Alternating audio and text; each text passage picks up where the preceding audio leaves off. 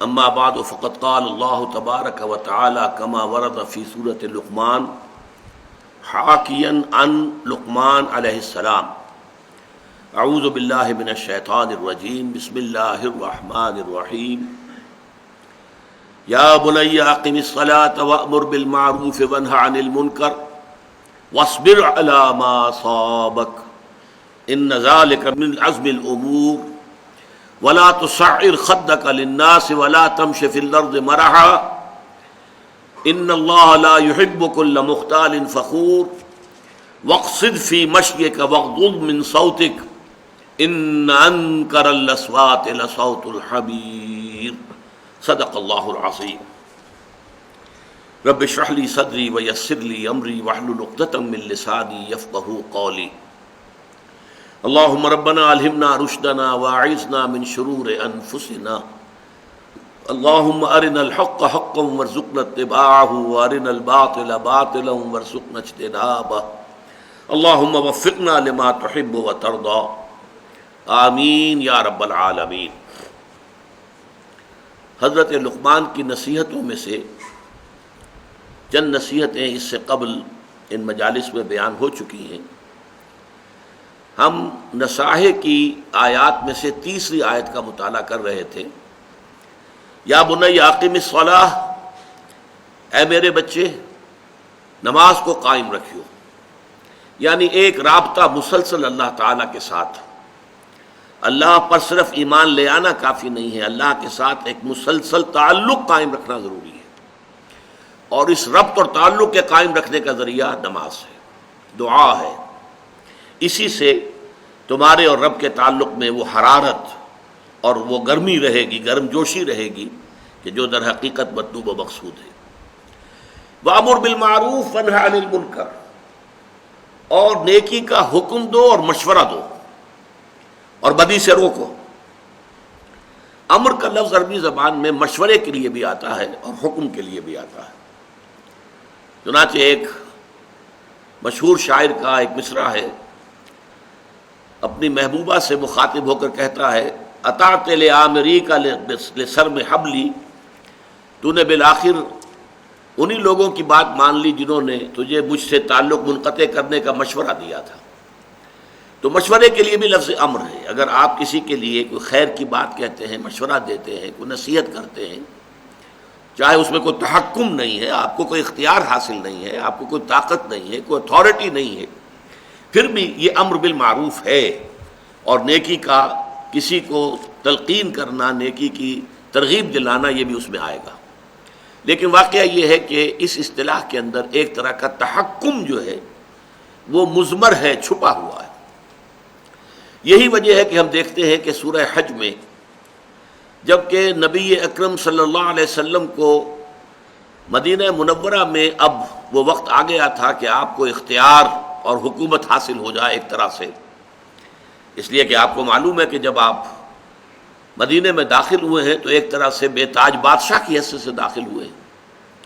اس سے پہلے وہاں پر عبداللہ ابن ابی جو بعد میں رئیس المنافقین بن گیا، اسے بادشاہ بنانے کا فیصلہ ہو چکا تھا، اور اس کے لیے تاج بنایا جا چکا تھا۔ تاج پوشی کی رسم باقی تھی کہ حضور تشریف لے آئے، اور حضور کو کسی تاج کی ضرورت نہیں تھی، آپ بے تاج بادشاہ کی حیثیت سے مدینے میں داخل ہوئے۔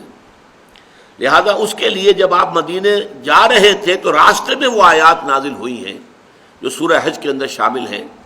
اس میں بھی یہ بھی ہے آیت الذین ان مکناہم فی الارض اقاموا الصلاۃ وآتوا الزکاۃ وامروا بالمعروف ونہوا عن المنکر وللہ عاقبۃ الامور۔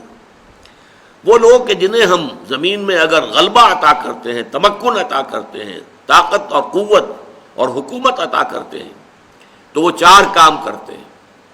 یہ گویا کہ ایک طرح سے نبی اکرم صلی اللہ علیہ وسلم کا مینیفیسٹو تھا، کیونکہ آپ جو اب جا رہے تھے تو اللہ تعالیٰ کے تو علم میں تھا نا کہ اب آپ جائیں گے تو وہاں پر زمین و آسمان کا فرق واقع ہو چکا ہوگا۔ مکے میں حالت کیا تھی کہ آپ دبے ہوئے تھے، کفار کا غلبہ تھا، آپ وہاں سے نکلے بھی ہیں تو چھپ کر نکلے ہیں، 3 دن رات جو ہے غار ثور کے اندر روپوش رہے ہیں۔ تو یہ ساری کیفیات مکے کی تھی، اور مدینے میں آپ کے استقبال کی تیاریاں ہو رہی تھیں۔ بلکہ استقبال کے لیے لوگ نکل کر کئی دن سے باہر آ کر سارا دن انتظار کرتے تھے. تو زمین و آسمان کا فرق واقع ہونے والا تھا. لہذا آپ گویا کہ اس آیت میں وہ مینیفیسٹو دیا جا رہا ہے کہ اگر محمد کے ہاتھ میں حکومت آ جائے گی صلی اللہ علیہ وسلم تو وہ کیا کرے گے. الذین ان مکناہم فی الارض، وہ کہ جنہیں اگر ہم زمین میں تمکن اور حکومت عطا کر دیں، اقاموا الصلاۃ، پہلا کام وہ کریں گے نماز قائم کرنا. چنانچہ آپ کو معلوم ہے پہلا کام حضور نے یہی کیا کہ مسجد نبوی کی تعمیر کرائی. اپنے لیے کوئی گھر تعمیر نہیں کروایا، مسجد نبوی کی تعمیر. اسی کے حجروں کے اندر آپ کی بھی جگہ تھی. اللہ اللہ خیر صلی اللہ. کوئی اپنے لیے محل تعمیر نہیں کرایا اس بے تاج بادشاہ نے صلی اللہ علیہ وسلم. وفدا و آباؤنا و امہاتنا، سب سے پہلا کام اقامت الصلاۃ. بلکہ جمعہ جیسا کہ آپ کو معلوم ہے کہ جمعہ مکے میں ہوتا ہی نہیں تھا. جمعہ ہوتا ہی وہاں ہے جہاں مسلمانوں کا اقتدار ہو اور غلبہ ہو. تو پہلا جمعہ جو ہے وہ آپ نے ادا کیا مدینے میں.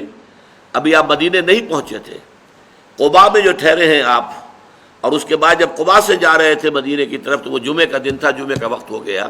درمیان میں آپ نے جمعے کی نماز ادا کی. وہ پہلا جمعہ ہے جو حضور نے ادا کیا. بہرحال الذین ان مکناہم فی الارض اقاموا الصلاۃ وآتوا الزکاۃ، اور زکوٰۃ دیں گے، زکوٰۃ کا نظام قائم کریں گے تاکہ معاشرے کے اندر جو لوگ کسی وجہ سے معاشی اعتبار سے پیچھے رہ گئے ہیں، خود مکتفی نہیں ہیں، اپنے پاؤں پر کھڑے نہیں ہیں، اپنی ضروریات پوری کرنے پر قادر نہیں ہیں، ان کی دیکھ بھال کی جا سکے، ان کی مدد کی جا سکے، ان کی کفالت کا بندوبست کیا جا سکے. اور اس کے بعد دو چیزیں اور وہ حکم دیں گے بھلائی کا، یامرون بالمعروف وینہون عن المنکر، روکیں گے بدی سے. تو گویا کہ اس میں ایک تحکم کا، ایک قدرت، طاقت، ایک طرح کی اتھارٹی، یہ اس اصطلاح کے اندر مضمر ہے. البتہ جیسا کہ میں نے عرض کیا، یہ مشورے پر، ترغیب پر، تشویق پر، زبان سے کچھ کہنے پر بھی یہ چیز جو ہے اس کا اطلاق ہو جائے گا. اب سنیے کہ یہ معاملہ جو ہے، یہ اصطلاح، اس میں میں خاص طور پر آج اس لیے وقت لے رہا ہوں، اس میں اللہ تعالیٰ نے قرآن مجید میں امت مسلمہ کی غرض تاسیس جو بیان کی ہے وہ دو اصطلاحات کے حوالے سے ہے. ایک اصطلاح ہے شہادت علی الناس، لیکون الرسول شہیدا علیکم وتکونوا شہداء علی الناس، تاکہ رسول ہو جائیں گواہ تم پر یا تمہارے خلاف، اور تم ہو جاؤ گواہ انسانوں پر یا انسانوں کے خلاف. اس اصطلاح پر یہاں گفتگو نہیں ہوگی. ہمارے اس منتخب نصاب میں سورہ حج کا آخری رکوع شامل ہے اور اس وقت اس اصطلاح پر گفتگو ہوگی. دوسری اصطلاح جو ہے وہ یہ ہے کنتم خیر امت اخرجت للناس، تم اب وہ بہترین امت بن گئے ہو جو لوگوں کے لیے نکالے گئے ہو. یہ بڑا نوٹ کیجئے کہ دنیا میں تمام اقوام اپنے لیے جیتی ہیں، اپنی مفاد کے لیے، اپنی عظمت کے لیے، اپنی قومی سربلندی کے لیے، ان کی بھاگ دوڑ، ان کی محنت، ان کی مشقت، اپنے لوگوں کی بہبود، بھلائی، ان کی کفالت. باقی دنیا سے انہیں کوئی غرض نہیں ہے. لیکن یہ قرآن کہہ رہا ہے مسلمانوں تمہیں دوسروں کے لیے ہم نے نکالا ہے، اپنے لیے نہیں. اخرجت للناس کنتم خیر امت اخرجت للناس تأمرون بالمعروف، تم نیکی کا حکم دیتے ہو اور بدی سے روکتے ہو، وتنہون عن المنکر وتؤمنون باللہ، اور اللہ پر اپنا یقین مکمل رکھتے ہو. اور یہی اسی سورہ مبارکہ میں آل عمران میں یہ مضمون ایک اور مرتبہ بھی آیا. یہ آیت نمبر 110 ہے سورہ آل عمران کی جو میں نے ابھی سنائی آپ کو. کنتم خیر امت اخرجت للناس تأمرون بالمعروف وتنہون عن المنکر وتؤمنون باللہ. اور 104ویں آیت جو ہے اسی سورہ مبارکہ کی وَلْتَكُن مِّنكُمْ أُمَّةٌ يَدْعُونَ إِلَى الْخَيْرِ وَيَأْمُرُونَ بِالْمَعْرُوفِ وَيَنْهَوْنَ عَنِ الْمُنكَرِ وَأُولَٰئِكَ هُمُ الْمُفْلِحُونَ.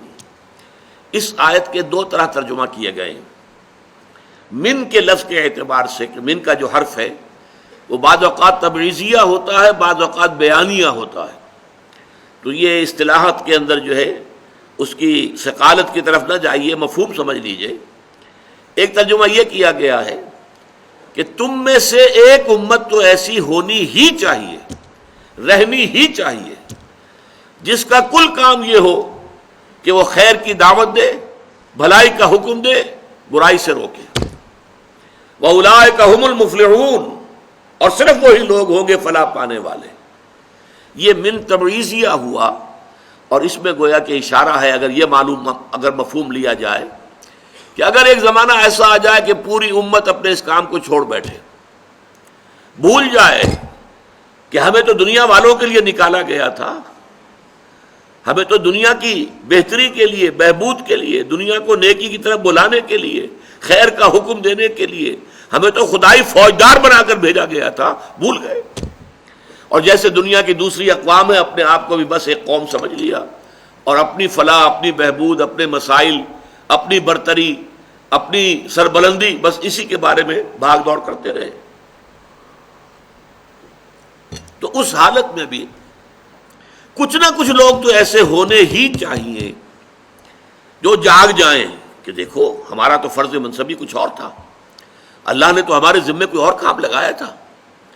وہ یہ جاگنے والے، جیسے کہ یہ حکیم سعید صاحب نے نعرہ ایک اختیار کیا تھا، جاگو اور جگاؤ، جو جاگ گئے ہوں وہ اور لوگوں کو جگائیں، اور یہ جو جاگ جائیں یہ ایک چھوٹی سی امت بن جائیں، امہ ود ان امہ، جیسے آپ الفاظ استعمال کیا کرتے ہیں اسٹیٹ ود ان اسٹیٹس۔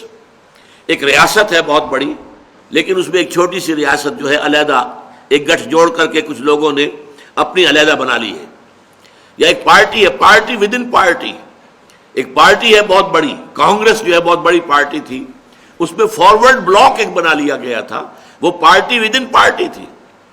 اسی طرح امہ ود ان امہ، کہ ایک تو یہ بڑی امت ہے، آج 1.5 ارب کے قریب انسان دنیا میں ہے، ہر چوتھا یا پانچواں انسان جو ہے وہ مسلمان ہے، لیکن یہ امت تو بھول گئی، یہ تو خود خیر پر قائم نہیں، دوسروں کو کیا دعوت دے گی؟ یہ خود نیکی کے اوپر جو ہے عمل نہیں کر رہی تو دوسروں کو کیا اس کا حکم دے گی؟ یہ خود برائیوں میں، منکرات میں مبتلا ہے تو دوسروں کو کیسے روکے گی؟ لہذا اب ان میں سے جو جاگ جائیں، جو ہوش میں آ جائیں، وہ مل جل کر ایک امت بن جائیں، امہ ودن امہ، بڑی امت میں چھوٹی امت، اور یہ صرف 3 کام کریں۔ یدعون الی الخیر، خیر کی طرف دعوت دے، اور سب سے بڑا خیر قرآن مجید ہے، ہوا خیر مما یجمعون۔ سورہ یونس میں فرمایا تم دنیا میں جتنی چیزیں بھی جمع کرتے ہو، دولت ہے، مال ہے، اسباب ہے، اور بڑی طرح کا جو مال و اسباب گھر کا ہے، اعلیٰ فرنیچر ہے، بہترین برتن تم نے فراہم کیے ہیں، بہت ہی عمدہ جو ہے ڈیکوریشن پیسز کہیں کہیں سے لے کر آئے ہو، یورپ سے، امریکہ سے، یہ چیزیں تمہیں بہت محبوب ہیں، لیکن ان سب سے بڑھ کر زیادہ قیمتی شے قرآن مجید ہے، ہوا خیر مما یجمعون۔ تو یدعون الی الخیر، پہلا کام دعوت الی الخیر، ویامرون بالمعروف، اور نیکی کا حکم دینا، وینہون عن المنکر، اور بدی سے روکنا، واولئک ھم المفلحون۔ یہ نوٹ کر لو، فلاح کا وعدہ اس خابیدہ امت سے نہیں ہے، وہ جو سو گئے، جو اپنا فرض منصبی ادا تو کیا کرنا تھا انہیں یاد بھی نہیں رہا، ان سے فلاح کا وعدہ نہیں ہے۔ فلاح کا، کامیابی کا، نجات کا وعدہ ہے صرف ان سے جو یہ 3 کام کریں، ایک چھوٹی امت بن کر امت کے اندر، امہ ودن امہ، اس کے اندر رہیں گے مسلمانوں میں۔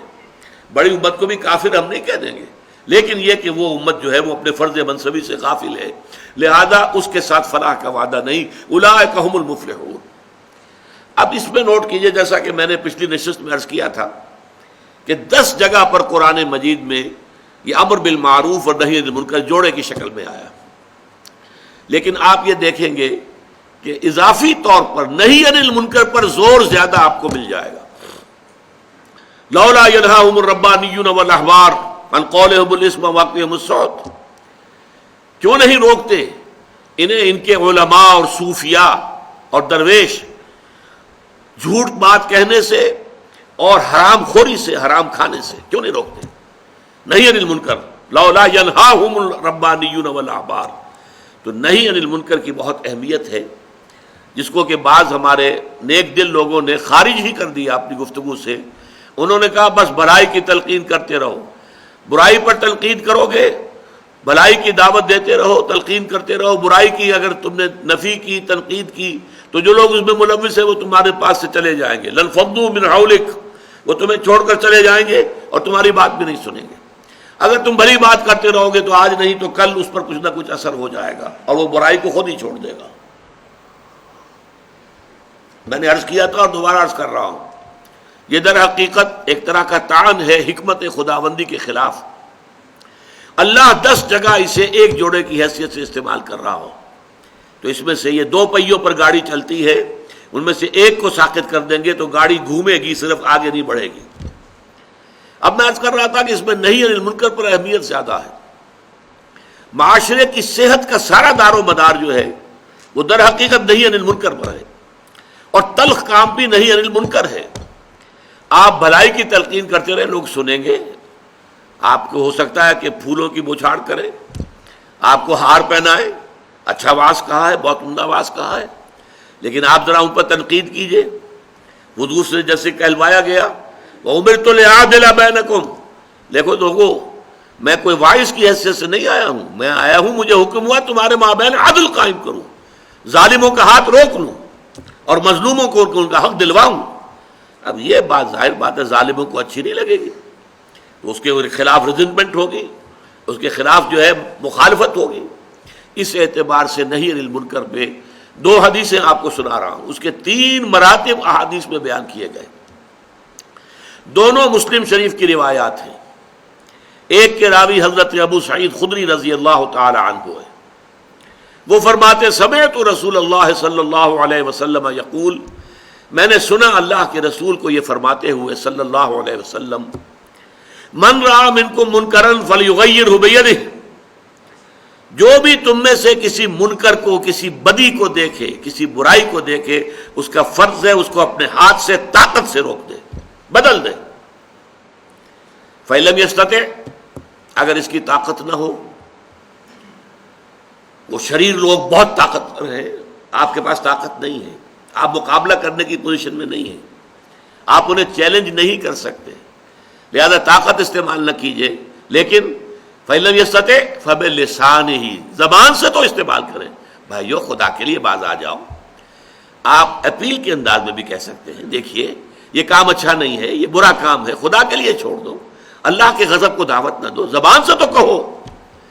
فَإِن لَمْ يَسْتَطِعْ، اور اگر حالات ایسے نامساعد ہو جائیں کہ زبان کھولنی بھی جو ہے ناممکن ہو جائے، فَبِقَلْبِهِ، تو دل میں شدید نفرت.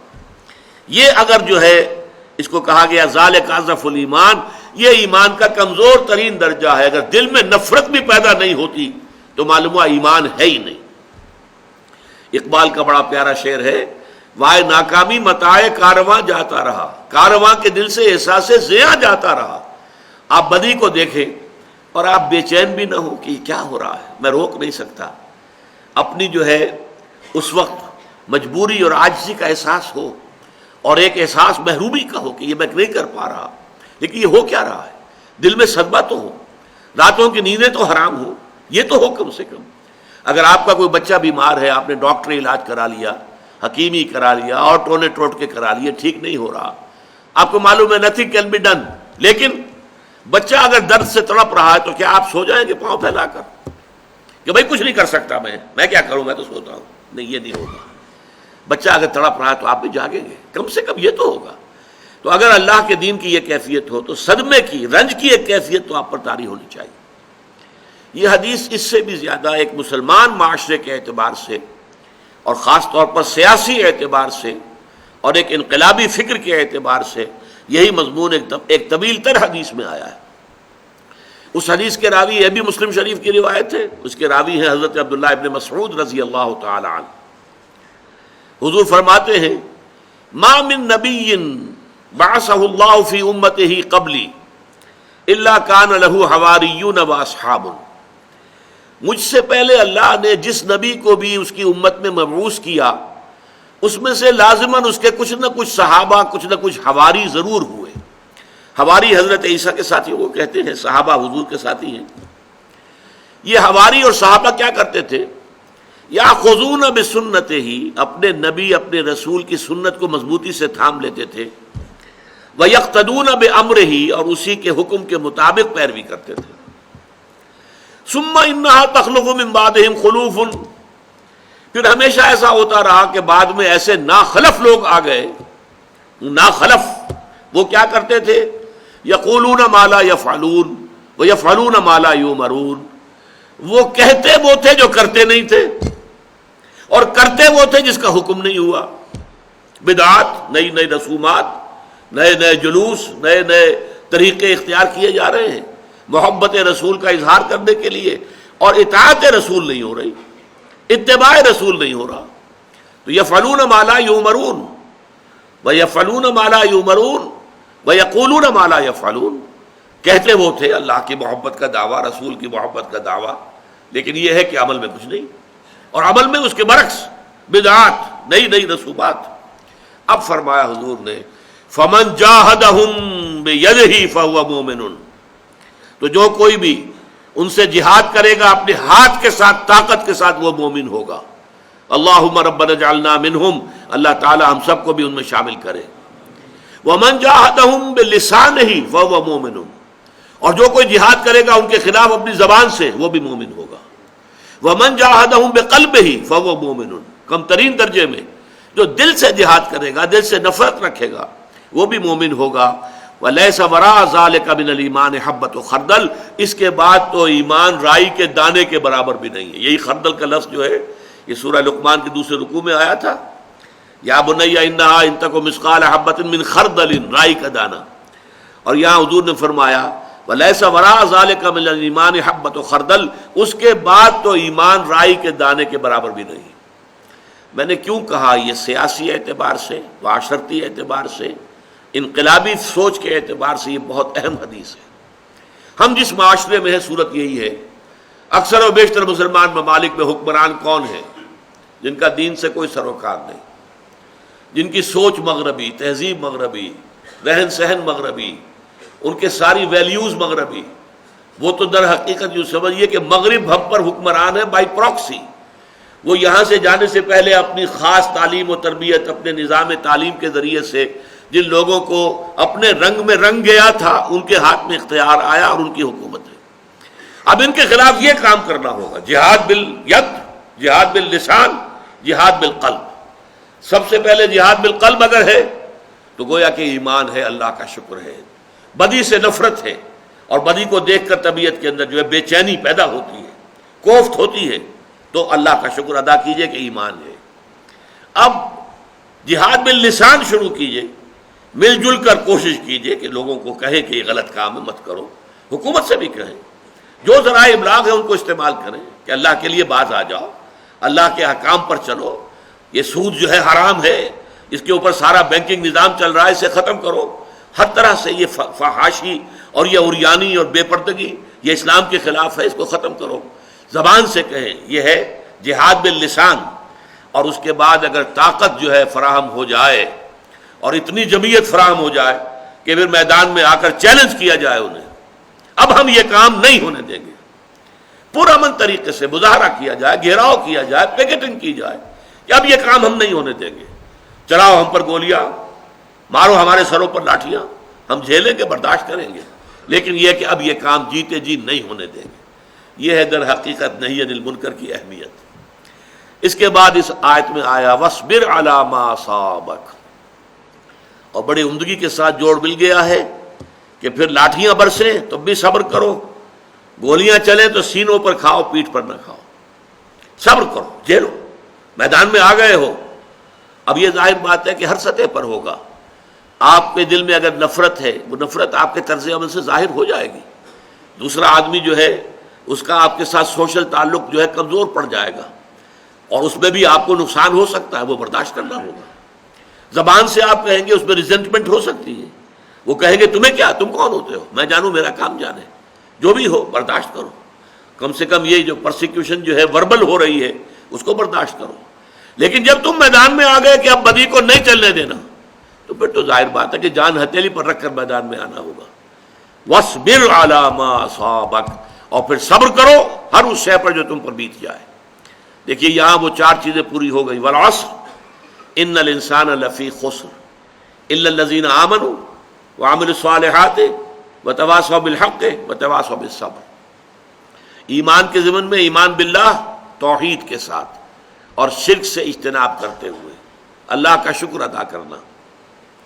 ایمان کے ضمن میں نمبر 2، انسانی اعمال ضائع ہونے والے نہیں ہیں، ان کے نتائج نکل کر رہیں گے. یہ تو دو ایمانیات کے ضمن میں، ایمان بالرسالت کا یہاں ذکر نہیں ہے۔ اعمال میں سے والدین کے ساتھ حسن سلوک اور پیروی کرنا اس کی جس نے کہ رخ اللہ کی طرف کر لیا ہو، نماز کو قائم کرنا، یہ اعمال صالحہ میں سے آ گیا۔ اگلی دو آیتیں ابھی اور ہیں کہ جن میں انسانی سیرت و کردار کے اچھے پہلوؤں کا ذکر ہے، اس کو بعد میں شامل کر لیجئے گا اس فہرست میں۔ پھر تواصوا بالحق، وہ آ گیا امر بالمعروف نہی عن المنکر۔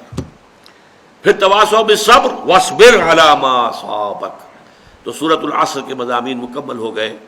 اب اگلی دو آیتیں، ولا تصعر خدک للناس ولا تمش فی الارض مرحا، اور اپنے گال پھلا کر نہ رکھو۔ یہ عام طور پہ ترجمہ کر دیا جاتا ہے کہ غرور کی کیفیت جب ہوتی ہے تو انسان جو ہے وہ کشادہ پیشانی سے لوگوں سے نہیں ملتا، سیدھا بات نہیں کرتا، بڑا ذرا سا گردن میں خم۔ سعر اصل میں کہتے ہی ہیں، اونٹ کو ایک بیماری ہوتی ہے جس سے اس کی گردن ٹیڑھی ہو جاتی ہے، یہ سعر ہے۔ تو جس کو ہم اپنی زبان میں کہتے ہیں کج روخی۔ ایک آدمی آپ سے بات کرنا چاہتا ہے، آپ اس سے فیس نہیں کر رہے، اسے ذرا یوں کر کے بات کر رہے ہیں، گویا کہ براہ راست اسے ایڈریس کرنا، یہ اپنے مقام سے آپ بڑا فرو سمجھتے ہیں کہ یہ تو نیچے ہے، میرا مقام بہت بلند ہے۔ اسی طرح یہ جو کج کلاہی ہوتی ہے، کلاہ جو ہے وہ ذرا ٹیڑھا ہو، ٹوپی جو ہے وہ ٹیڑھی ہو سر کے اوپر، تو یہ کج رخی اور کج کلاہی، یہ تمام چیزیں جو ہیں یہ ہے ولا تصعر خدک للناس۔ جب کسی انسان کو خیر کی توفیق مل جاتی ہے، بھلائی کی توفیق مل جاتی ہے، جب وہ فطرت کے راستے پر چل رہا ہے اور نیکی کے راستے پر چل رہا ہے، تو اب سب سے بڑا خطرہ جو اسے لاحق ہو جاتا ہے، شیطان جو ہے اس کے لیے سب سے بڑا گڑھا جو کھودتا ہے جس میں کہ وہ گرا سکتا ہے اس کو، اگر انسان جو ہے چوکس اور چوکن نہ ہو، تو وہ یہ کہ غرور پیدا ہو جائے، زوم پیدا ہو جائے اپنی نیکی پر، اپنے تقوی پر، اپنی بھلائیوں پر، اپنی عبادت گزاری پر اگر زوم پیدا ہو گیا، and you look down upon the others، دوسروں کو آپ بنظر استحقار دیکھنے لگے، تو آپ کی ساری اچیومنٹس زیرو سے ضرب کھا کر زیرو ہو جائیں گے، gone with the wind، ختم۔ اس لیے یہ بہت بڑی بات ہے۔ حدیث میں آیا ہے لن يدخل الجنہ من کان فی قلبہ مثقال ذرۃ من کبر، وہ مثقال ذرہ پھر آ گیا، یا جنت میں ہرگز داخل نہیں ہو سکے گا وہ شخص جس کے دل میں ذرے کے ہم وزن بھی تکبر ہوگا۔ اور حدیث قدسی ہے الکبر ردائی، تکبر تو میری چادر ہے، مجھ پر راست آتی ہے۔ المتکبر اللہ کے ناموں میں سے ہے، هو اللہ الذی لا الہ الا هو الملک القدوس السلام المومن المہیمن العزیز الجبار المتکبر، وہ المتکبر ہے، المتعال ہے، بہت بلند ہونے والا اور بہت تکبر کرنے والا، لیکن بندے کے لیے نہیں۔ بندے کے دل میں اگر تکبر آ گیا تو اس کی ساری نیکی، سارا تقویٰ زائل ہو جائے گا۔ ولا تصعر خدک للناس، تواضع ہونی چاہیے۔ شیخ سعدی نے بڑی خوبصورت اس کے لیے مثال دی ہے۔ درخت ہے، آم کا درخت ہے، امرود کا درخت ہے، انار کا ہے، سنترے کا ہے، جب اس پر پھل آتا ہے تو شاخیں جھک جاتی ہیں۔ اسی طرح انسان کو اگر اللہ تعالیٰ خیر عطا کر دے، اچھے ثمرات اس کی سیرت میں، اس کے کردار میں، اس کی شخصیت میں، علم کے اعتبار سے، کردار کے اعتبار سے بھلائیاں آ جائیں، پھل آ گیا ہے، تو اب اس کو جھک جانا چاہیے، تواضع ہونا چاہیے۔ اس کے بجائے اگر تکبر ہو گیا، گردن اکڑ گئی، تو معلوم ہوا کہ بس سارا اپنا کیا دھرا جو ہے وہ ضائع ہو جائے گا۔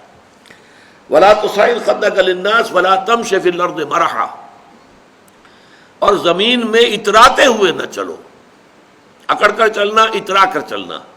مرح جو ہے وہ فرح سے آگے ہے۔ فرح کہتے ہیں خوشی سے آپے میں نہ سمانا، وہ تو خوشی سے آپے سے باہر ہو گیا، یا وہ نہیں سما رہا تھا، وہ کوئی اور لفظ میرے ذہن میں نہیں آ رہا اس وقت۔ تو یہ جو اس فرح سے آگے مرح ہے، اس میں یہ ہے کہ انسان اترا کر اپنی بڑائی، اپنی خوبی کا اظہار بھی کرتا ہے۔ ولا تمش فی الارض مرحا۔ اب آپ دیکھیں گے کہ یہ مضامین جو ہیں قرآن مجید میں ان کی اہمیت کا اندازہ اس سے ہوگا، سورہ بنی اسرائیل کے 4 رکوع میں بھی آئے ہیں، ولا تمش فی الارض مرحا، زمین میں اکڑ کر مت چلو، یہ وہاں بھی آیا ہے۔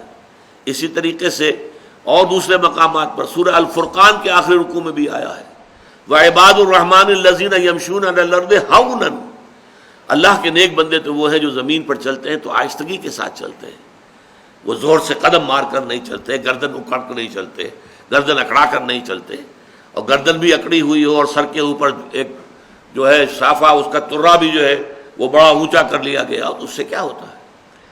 اِنَّكَ لَن تَخْرِقَ الْأَرْضَ وَلَن تَبْلُغَ الْجِبَالَ طُولًا، تم کتنے ہی زور سے پاؤں مار کر چلو گے ہماری زمین کو پھاڑ نہیں سکتے، اور کتنی ہی گردن اکڑا لو اور کتنا ہی ترا چڑھا لو پہاڑوں کی بلندی تک تو نہیں پہنچ سکتے۔ تو یہ در حقیقت مضمون بہت اہم ہے، متعدد مقامات پر آیا ہے، اور سورۃ الفرقان کا جو آخری رکوع ہے وہ تو ہمارے منتخب نصاب میں ہے اور وہ تفصیل سے ہم پڑھیں گے۔ تو وَلَا تُصَعِّرْ خَدَّكَ لِلنَّاسِ وَلَا تَمْشِ فِي الْأَرْضِ مَرَحًا إِنَّ اللَّهَ لَا يُحِبُّ كُلَّ مُخْتَالٍ فَخُورٍ، یقیناً اللہ تعالیٰ کو بالکل پسند نہیں ہے جو اکڑ کر چلنے والے ہیں اور شیخی خورے ہیں۔ مختال کا لفظ بڑا پیارا ہے، یہ خیل سے بنا ہے۔ خیل جو ہے اعلیٰ نسل کا گھوڑا، بہت اونچی جس کی پیڈگری ہو، اگر آپ اس کی چال دیکھیں گے اس کی چال میں ایک تمکنت ہوتی ہے۔ جب انسان اپنی چال میں یہی تمکنت اختیار کرتا ہے تو یہ اختیال ہے، گویا کہ خیل کا سا انداز اختیار کرنا اپنے چلنے میں، خیل سے باب افتعال بنا اختیال۔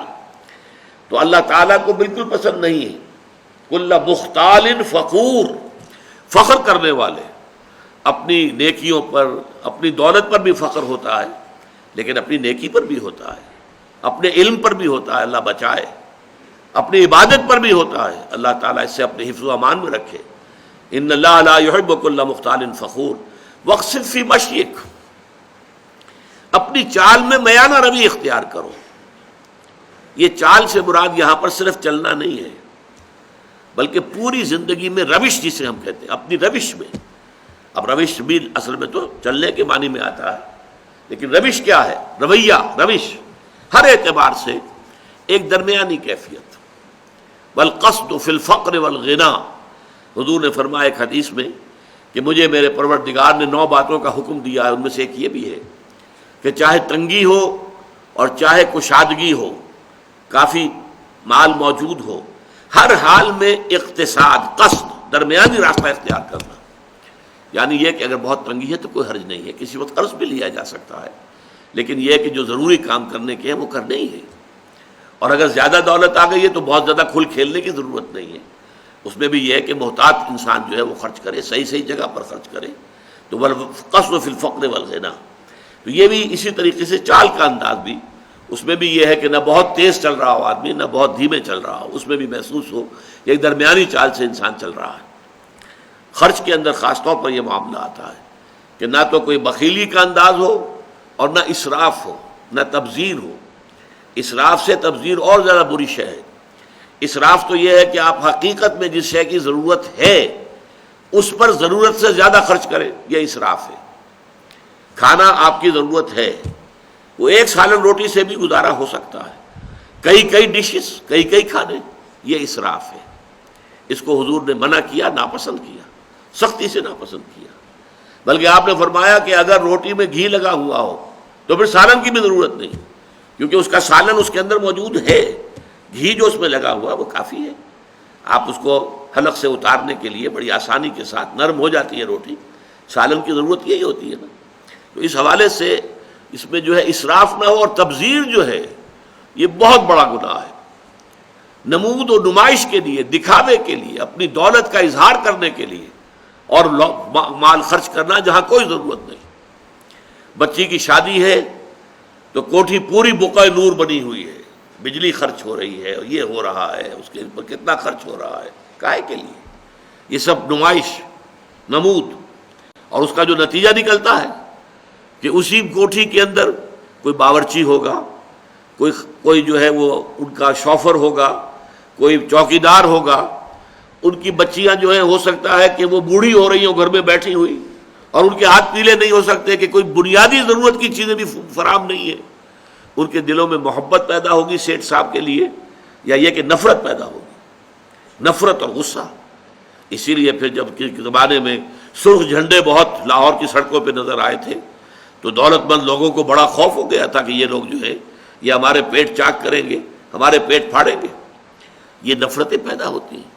اسی لیے کہا گیا ان المبذرین کانوا اخوان الشیاطین.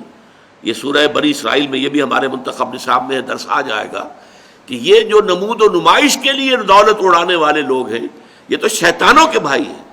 وکان الشیطان لربہ کفورا، اور یقیناً شیطان جو ہے وہ اپنے پروردگار کے لیے، اپنے مالک رب کے حق میں بہت ہی ناشکرا تھا. وقصد فی مشیک واغضض من صوتک، اور اپنی آواز کو پست رکھو. اس کے کیا معنی ہے؟ آواز کا پست رکھنا ایک تو یہ کہ عام گفتگو میں بھی خام خواہ انسان زیادہ بلند آواز سے نہ بولے بلکہ دھیمے انداز میں گفتگو کی جائے. لیکن ایک خاص موقع ہوتا ہے، آپ کا کسی سے کوئی آرگومنٹ ہو رہا ہے، کوئی بحث ہے، کوئی حجت بازی ہو رہی ہے، اور جب آپ دیکھتے ہیں کہ آپ دلیل کے اعتبار سے کمزور پڑ گئے ہیں تو آپ اپنی آواز بلند کر دیتے ہیں. یعنی یہ کہ دلیل کے اندر جو کمی پڑ گئی ہے اسے کمپنسیٹ کرتے ہیں کہ آواز کا والیوم بڑھا دیا. یہ در حقیقت شے ہے جو یہاں پر بیان کی جا رہی ہے کہ خواب کا بلند آوازی کے ذریعے سے کسی کو مرغوب کرنے کی کوشش کرنا یہ غلط ہے. آپ جو ہے اپنی بات کے وزن کے اعتبار سے، وہ اگر عقلی اعتبار سے وزندار بات ہے تو اس سے منوائیے، اس کے دلیل کے اعتبار سے. ورنہ یہ ہے کہ ہر حال میں پست آواز رکھنا بھی اچھا نہیں ہے. بعض مواقع ایسے ہوتے ہیں، مثلا یہ کہ میں آپ کو حدیث سنا رہا ہوں کہ حضور صلی اللہ علیہ وسلم، اب ظاہر بات ہے کہ حضور کے طرز عمل کے بعد تو کسی چیز کو کوسچن نہیں کیا جا سکتا. حضور جب خطبہ دیتے تھے، اب آپ کے علم میں ہے کہ دو طرح کے مقررین ہوتے ہیں. ایک مقرر وہ ہے جو لیکچرز دے رہے ہوتے ہیں، بڑے دھیمے دھیمے انداز میں بات چل رہی ہے، مربوط ہے، مسلسل.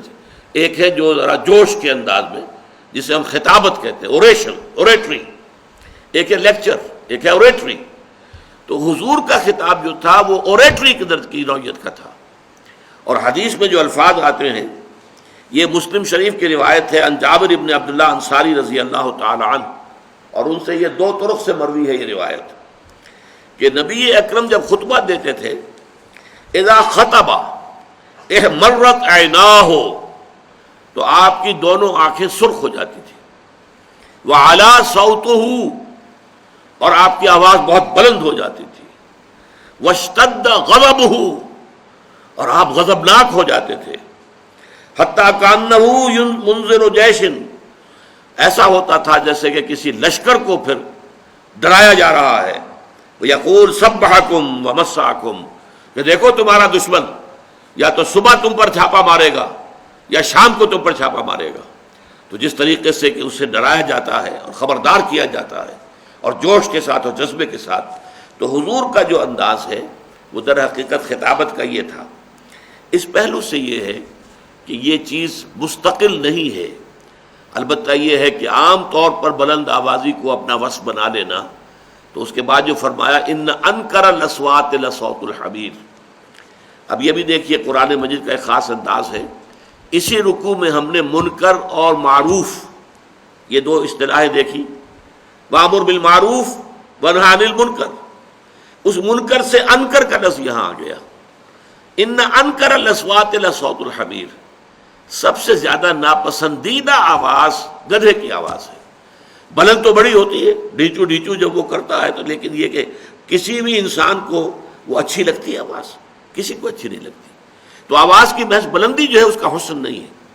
جہاں بلندی کی ضرورت ہو وہاں پر ہو، لیکن یہ کہ عام طور پر گفتگو میں آواز جو ہے وہ پست رہے.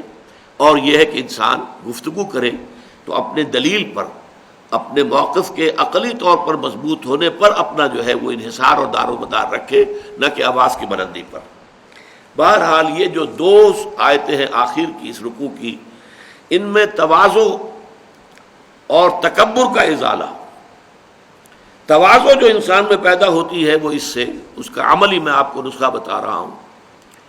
انسان اپنے عیبوں پر نگاہ رکھے، اپنی بھلائیوں پر نہ زیادہ نگاہ جمائے، اپنی کوتاہیوں. کون شخص ان کا کامل ہے؟ کامل کوئی نہیں. کسی نہ کسی پہلو سے کوئی خامی، کوئی کمی کہیں نہ کہیں تو ہے، اس پر نگاہ جمائے رکھو. تو اس سے یہ ہے کہ تکبر پیدا نہیں ہوگا. تواضع پیدا ہوگا، انسان کے اندر حلم پیدا ہوگا، اور تکبر کا ازالہ اس سے ہوتا ہے۔ انسان اس کائنات کی وسعتوں کا، اس کی پہنائیوں کا ذرا تصور کرے، اس پوری کائنات میں میری حیثیت کیا ہے؟ ایک نقطے کے برابر بھی نہیں، نقطہ بھی بڑی شے ہے، کیا حیثیت ہے ہماری؟ اور اس کے لیے وہ جو میں نے ابھی آپ کو تمثیل سنائی، اِنَّكَ لَن تَخْرِقَ الْأَرْضَ وَلَن تَبْلُغَ الْجِبَالَ طُولًا، کتنا ہی زمین پہ پاؤں پٹک پٹک کر چلو تم ہماری زمین کو پھاڑ نہیں سکتے، اور کتنا ہی گردنوں کو اکڑا لو اور کتنے ہی ان پر ترے اور چڑھا لو تم ہمارے پہاڑوں کے برابر نہیں ہو سکتے۔ تو یہ در حقیقت اپنی جو بھی کمی ہے، اپنے آپ کو انسان سمجھے کہ میں بہت حقیر انسان ہوں، اس کائنات کے اندر میری حیثیت کیا ہے؟ ہاں، اللہ تعالیٰ کی نظر کرم اگر ہو اور اللہ تعالیٰ میری خطاؤں سے درگزر فرمائے تو بہت بڑا کامیابی کا معاملہ ہو جائے گا، ورنہ تو یہ ہے کہ ہر وقت انسان کو ڈرتے رہنا چاہیے، اپنی کوتاہیوں اور کمزوریوں کے اوپر نگاہ رکھنی چاہیے۔ اس سے یہ ہے کہ تکبر ہرگز پیدا نہیں ہوگا، بلکہ اللہ تعالیٰ کے جناب میں عجز اور انکساری جو ہے، جس کی کہ ہمیں حدیث کے اندر ایسی ایسی مثالیں ملتی ہیں۔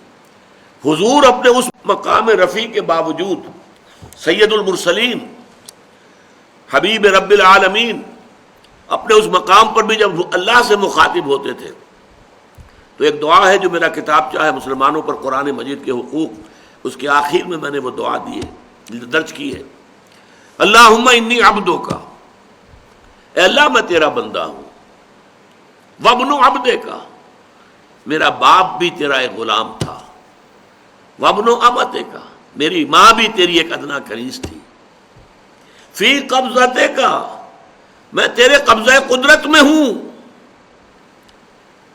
ناصیتی بیدک، میری پیشانی تیرے ہاتھ میں ہے، جدھر چاہے لے جائے، ماضٍ فی حکمک، اور میرے پورے وجود میں تیرا حکم جاری و ساری ہے، عدل فی قضاؤک، اور میرے بارے میں جو فیصلہ تو کرے وہ عدل پر مبنی ہوگا۔